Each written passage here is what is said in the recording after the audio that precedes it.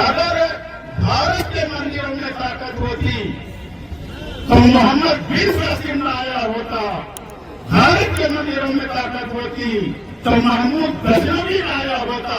भारत के मंदिरों में ताकत होती तो मोहम्मद घोरी लाया होता और इस दुर्ग को लूटने का काम न किया होता। इसका मतलब मंदिरों में ताकत नहीं थी। कौशाम्बी में अंबेडकर जयंती के मौके पर एसपी के महासचिव इंद्रजीत सरोज का एक विवादित बयान सामने आया है। उन्होंने कहा कि अगर भारत के मंदिरों में शक्ति होती तो मुगल लुटेरे देश में नहीं आती। उन्होंने राम का नारा लगाने वालों पर निशाना साधते हुए कहा, इससे कुछ नहीं होगा, जय भीम के नारे लगाइए तभी आगे बढ़ेंगे। उनका ये बयान सीधे तौर पर मुख्यमंत्री योगी आदित्यनाथ पर तांज माना जा रहा है। महाभारत और एक और है जो वेद व्यास ने और लिखा है, गीता की रचना हो, चाहे महाभारत की रचना हो, चाहे वाल्मीकि कृत रामायण की रचना हो, चाहे रामचरित मानस की रचना हो, उस समय भारत में शूद्रों को पढ़ने का अधिकार नहीं था। सही बता रहे, उस समय भारत में शूद्रों को पढ़ने का अधिकार नहीं था। आप पढ़ लिख नहीं सकते थे। अगर आप पढ़ने की कोशिश करेंगे तो आपकी आंखें फोड़ दी जाएंगी। आप सुनने की कोशिश करेंगे तो शीशा पिघला के कान में डाल दिया जाएगा। अगर जीभ से आप उच्चारण करेंगे तो जीभ आपकी काट ली जाएगी। ये व्यवस्था थी भारत के अंदर। मैं गलत नहीं बोल रहा, भारत के अंदर एक व्यवस्था थी साथियों। जाए सार्वजनिक रास्तों में चलने की हमें इजाजत नहीं थी। कोई भी शूद्र समाज का आदमी अगर सार्वजनिक रास्ते पर चलेगा तो गले में हंडिया बांध के चलेगा, थूकेगा तो दिन भर हंडिया में थूकेगा, फिर मिट्टी को खोद के उस हंडिया को गाड़ेगा। नहीं किसी समण का पैर पर जाएगा तो अपवित्र हो जाएगा। अब तुम्हें किस्सा कहानी लग रही होगी जो है, अब किस्सा कहानी लग रही हो तो अभी एक पिक्चर जारी हुई है महात्मा ज्योतिबा राव फूले, उसे देख लेना। महात्मा ज्योतिबा राव फूले पिक्चर जारी हुई है, उसे देख लेना अगर मैं गलत कहता हूँ। यही सारी व्यवस्थाओं के विषय में उसे दिखाया गया है जो भारतीय जनता पार्टी के लोगों को बुरा लग रहा है। इस देश के अंदर कमर में झाड़ू बांध के चलना पड़ता था कि जहां तुम बैठो बाद में उठो तो निशान मिटाए दो।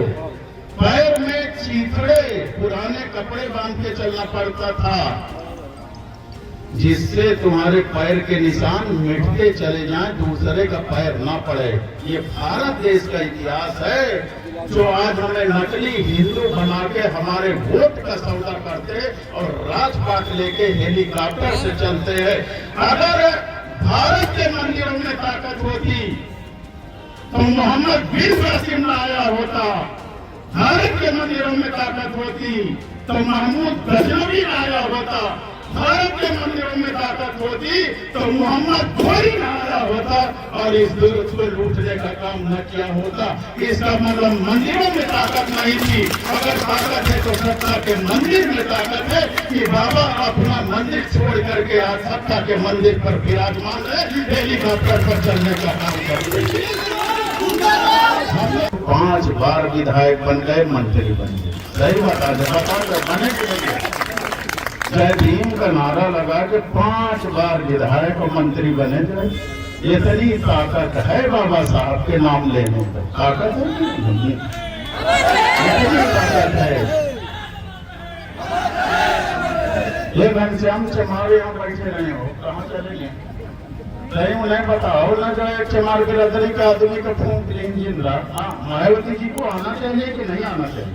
नहीं आना चाहिए ना भाई, वो तो भाजपा से मिले हैं, उन्हें आना चाहिए। चमार के रदरी के आदमी का जिंदा फूंक देकर छना में बताई थी, आना चाहिए। सत्यानाश कर दी जो है मायावती जी ने, सत्यानाश कर दिया। सही बता, बर्बाद कर दिया समाज को, चौराहे पर खड़ा कर दिया। ये हालात है, घर बुरी दशा हो गई साथियों का। हम तो भैया जितने दिन जिंदा रहेंगे अपने वसूलों पर जिंदा रहेंगे। हम जानवर नहीं हैं कि हमें कोई खरीद ले या तोड़ डाले जो है, ये संभव नहीं है। जो है हम अपने वसूलों पर जिंदा रहेंगे। 2017 में आप लोग हरा दिए, हम घर बैठे रहे। अलीगढ़ में गरीब अपनी बिटिया बेचता है। ये भारतीय जनता पार्टी का शासन है कि हम अपने बेटी को बेचने पर मजबूर हैं।